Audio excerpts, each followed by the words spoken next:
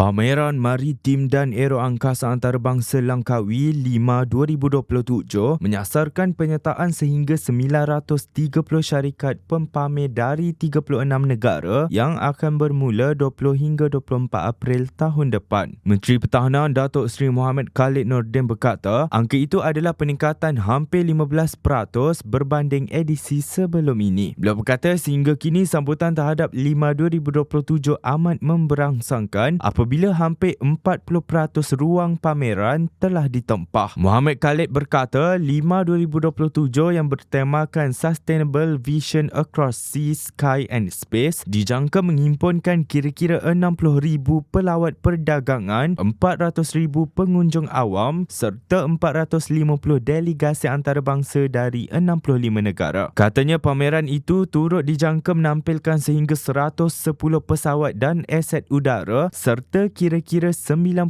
kapal dan aset maritim. Selain itu, 4 pasukan aerobatik bertaraf dunia dari Korea Selatan, Emiria Arab Bersatu, Indonesia dan Rusia turut dijemput bagi menjayakan pertunjukan udara tertakluk kepada pengesahan penyertaan. Menurut beliau, 5 2027 juga memberi tumpuan kepada 8 segmen utama termasuk teknologi kapal dan drone autonomi, keselamatan cyber serta kecerdasan buatan AI, sistem senjata canggih, komunikasi satelit dan bantuan kemanusiaan serta pengurusan bencana. Sementara itu, Ketua Setiausaha Kementerian Pertahanan Datuk Lokman Hakim Ali berkata, pameran tersebut akan mempamerkan beberapa aset baharu Angkatan Tentera Malaysia ATM.